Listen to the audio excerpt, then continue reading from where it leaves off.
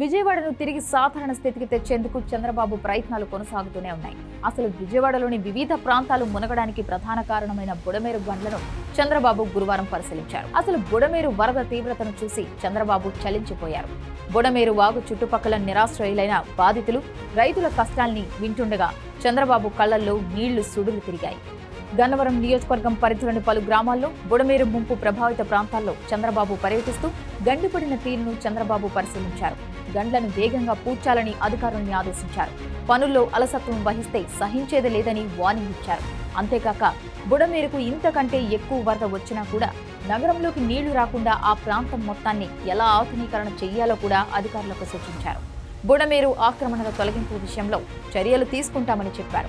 బుడమేరు నీరు విజయవాడలోకి రాకుండా కృష్ణానది, కొల్లేరులో కలిసేలా చూస్తామని చంద్రబాబు చెప్పారు. కొల్లేరు ఆక్రమణలపైన కూడా ఫోకస్ చేస్తామని అన్నారు.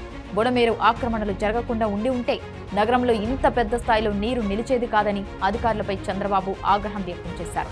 రైతులతో మాట్లాడి దెబ్బతిన్న పంటల వివరాలను తెలుసుకున్నారు. తొలుత ఎనికేపాడు చేరుకున్న చంద్రబాబు అక్కడి నుంచి చిన్న మట్టి రోడ్డుపై ప్రయాణించి పొలాల్ని ముంచెత్తిన రైవస్ కాలువ, ఏలూరు కాలువల్ని పంటుపై దాటారు. అవతలి వైపునకు చేరుకొని బుడమేరు ముంపు ప్రాంతాన్ని గండ్లను పరిశీలించారు. బుడమేరు ప్రవాహ తీరు, ఎన్ని గంటలు పడ్డాయి, వాటిని పూడ్చడానికి ఎంత సమయం పడుతుంది, శాశ్వత మరమ్మతులకు తీసుకోవాల్సిన చర్యలపై అధికారులను ఆరా తీశారు. వరదలకు మొత్తం కోల్పోయామని చంద్రబాబు ముందు పలువురు రైతులు, మహిళలు, వృద్ధులు కన్నీరు పెట్టుకున్నారు.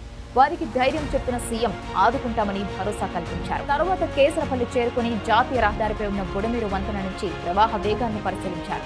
బ్రిడ్జి మీద కలిగి తిరుగుతూ అధికారులకు పలు సూచనలు చేశారు. ఈ క్రమంలోనే చంద్రబాబుకు పెను ప్రమాదం తప్పింది. బుడమేరు కింద నుంచి ప్రవహిస్తుండటంతో సరిగా కనిపించడం లేదని చంద్రబాబు రైల్వే ట్రాక్ ఎక్కారు. మధురానగర్ రైల్వే ట్రాక్ పై సీఎం చంద్రబాబు పరిశీలన చేస్తుండగా అదే సమయంలో ట్రాక్ పైకి ఓ రైలు వేగంగా వచ్చింది. ఆయనకు అతి దగ్గర నుంచి రైలు అత్యంత వేగంగా దూసుకొని వెళ్ళింది.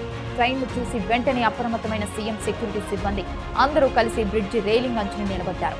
దీంతో చంద్రబాబుకు కొన్ని ఫీట్ల గ్యాప్ నుంచే రైలు దూసుకువెళ్లింది.